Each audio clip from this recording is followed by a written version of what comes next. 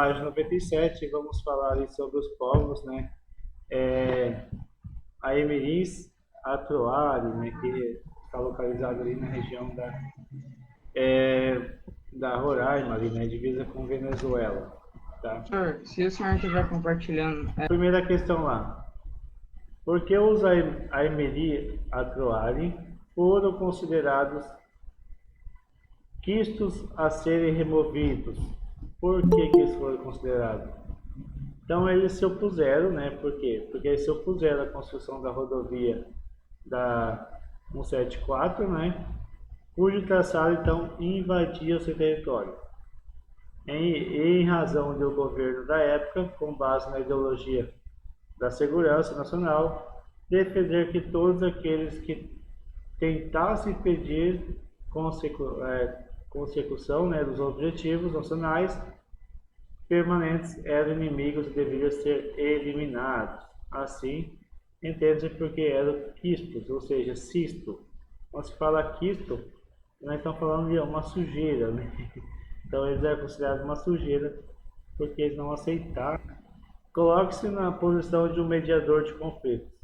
Que ideias e argumentos você apresentaria para convencer cidadãos e governantes sobre a importância de respeitar os direitos dos povos indígenas? É uma resposta pessoal e vocês devem salientar ali a importância dos índios, né, na nossa cultura e lembrar, né, que os índios foram os primeiros povos a estar localizados nessa região. Tá? Página 110. Tá? Então são atividades referentes ao percurso 11 e percurso 12. Questão 1. Com base no que você estudou, explique como a distribuição de redes de transporte e comunicação influencia a distribuição de atividades econômicas. As redes de transporte e os meios de comunicação, elas têm função então de integrar os espaços geográficos, ou seja, sem infraestrutura, né, no país, entre as localidades, ela vai ter pouco então, desenvolvimento econômico. Então a função delas é de integrar e levar então o desenvolvimento econômico para todas as regiões aí. Tá? Durante muito tempo, as regiões norte e centro-oeste estiveram relativamente isoladas das demais regiões do Brasil, em virtude Professor, não era para fazer a 2? Então, a questão 3, pessoal. Se por um lado, a construção de rodovias favorece a integração territorial, por outro, causa impactos ambientais e sociais. Cite exemplos de algum desses impactos ocorridos no Brasil. Então, podemos citar, então, o desmatamento, a desterritorialização de povos indígenas, quilombolas, povos da floresta e pequenos agricultores. 4. Pode-se afirmar que no Brasil há predominância de modal rodoviário no transporte de cargas em relação às outras modalidades de transporte? Explique. Sim, pois em 2012, cerca de 68% do transporte de cargas no Brasil era feito por meio de rodovias. Então, a maior parte da carga é transportada por meio de rodovias. Vamos lá na questão 5. Descreva a distribuição das redes ferroviárias brasileiras em meados do século XX e no século XXI. Estava então concentrada, ou seja, não integrava todo o território brasileiro, e foi construído ferrovias com o objetivo de aproximar as áreas de produção agrícola e mineral com os portos. Então, por isso que a maior parte das ferrovias estão na região norte e sul, tá? Somente no norte não, perdão, na região sul e sudeste, tá, do Brasil. E foi a partir de 1990 foi construído novas ferrovias, né, na região norte, né, e nordeste para tentar integrar, mas não está toda conectada, tá bom? O Brasil possui cerca de 22 mil quilômetros de extensão de hidrovias navegáveis. Desse total, cerca de 80%, ou seja, 17,6 mil quilômetros quadrados, 17,6 mil quilômetros, localizam-se na região hidrográfica amazônica. Por que essa região apresenta maior extensão de rios navegáveis? Por quê? Porque a região hidrográfica amazônica, elas são concentradas de rios de planícies, ou seja, extensa planície, né? E a região amazônica é uma das maiores planícies aí, é a maior planície, né, do mundo aí, em extensão, tá? Por isso que a maior parte dos rios são navegáveis, são as verdadeiras estradas, né? Estradas da região norte aí. 7. O que é transporte intermodal? Então, o transporte intermodal é o que eu falei, então é a conexão, né, de vários, né, modais no sistema de transporte, tá? Como exemplo aí que eu citei, a questão do rodoviário com integração com a ferroviário e ferroviário integrando com hidroviário, tá? A questão 8.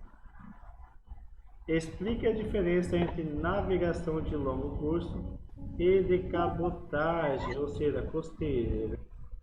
A diferença está na interligação entre portos marítimos, enquanto a navegação de longo curso é realizada entre portos marítimos de países diferentes. A navegação de cabotagem ou costeira é realizada de um porto marítimo a outro do mesmo país, tá? Por isso que chama. A questão 9, aí temos que interpretar os mapas, né, e responder as questões. O primeiro mapa vai falar sobre TV por assinatura em 2013. E aqui no outro, né, rendimento médio mensal domiciliar, ou seja, a renda média da população. Ok? Questão A. Com suas palavras, descreva o que o primeiro mapa representa. Posso responder? Então, olha lá, no primeiro mapa representam os intervalos percentuais de domicílios com acesso à TV por assinatura, ou seja, a porcentagem ali, dos estados, né, da região do Brasil, ali do país do Brasil, que possui TV por assinatura. Um exemplo ali, o Mato Grosso, né, está entre 17 a... Então, o Mato Grosso está entre 17 e 13, né, a porcentagem de pessoas que tinham TV por assinatura estava entre 17,1% a 25% da sua população. A B19. Que unidade da federação tinha em 2013 o maior percentual de domicílios com acesso à TV por assinatura? Vamos lá, então a resposta da B, então, é São Paulo, Rio de Janeiro e Distrito Federal. Questão C. Aponte a classe de rendimento mensal domiciliar predominante nas unidades da federação em 2003. Vai ser de 1 a 2 salários mínimos, tá? Questão D. Em quais unidades da federação em 2013 o percentual da quantidade de domicílios por classes de rendimento mensal domiciliar com mais de 5 salários mínimos é maior do que a da classe de 1 a 2 salários?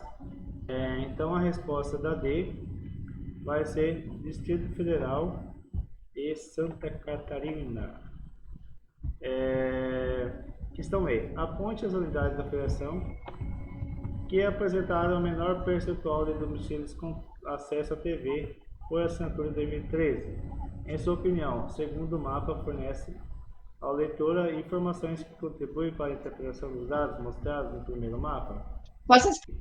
Daí, ficou então Piauí, Maranhão e Tocantins. Por quê?